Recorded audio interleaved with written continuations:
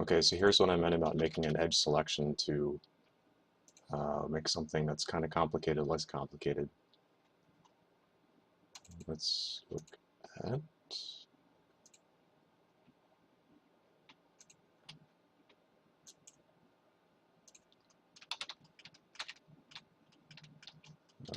this scene here.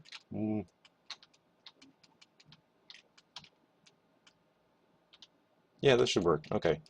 So, like if you have an edge of something that's the same from end to end and you want to make collision for it, what you can do, instead of chunking it out like with an edit poly, is, or with a primitive, make an edge selection, and this is just straight, but you could imagine like it could be curved or something, it would, whatever, but as long as you just select the adjacent edges, and you can even do that under selection using loop, it should shoot it down.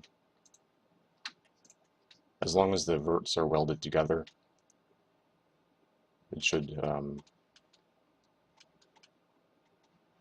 select all adjacent edges. Anyway,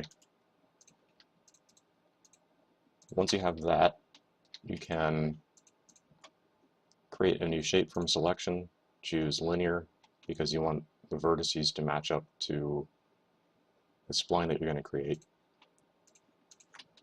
And now we can work on the spline.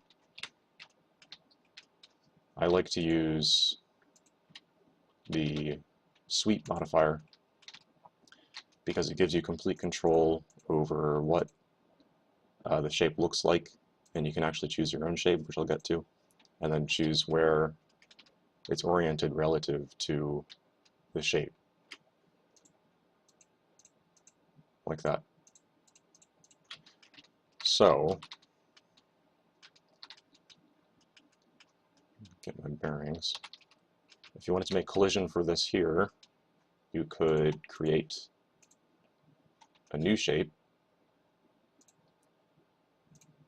that was really simple, kind of like this, you know, whatever. It's pretty simple. And with your other spline selected under section type, pick the thing you just made, and you'll see it, it'll extrude that down the entire edge and relative to where you want to place it. And you can adjust it here. It's relative to the origin of whatever the spline you selected, so I'd have to change that to get it to match up perfectly.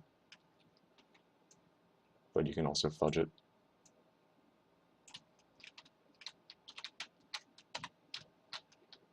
So that's one way to do it, and I think it's a pretty efficient way.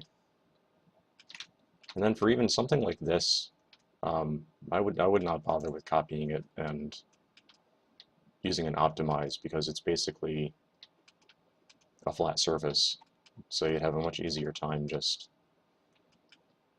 creating a cube, or since collision just has to be two-dimensional, I end up doing something like creating my own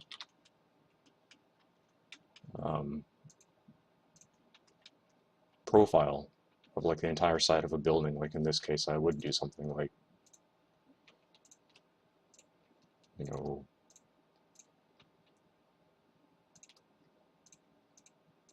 just so you grab the entire thing, and then you can just keep reusing this shape.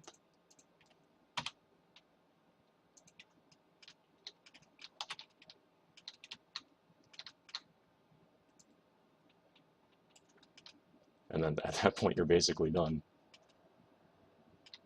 So I like using splines and extruding them. I think that works a lot of the time.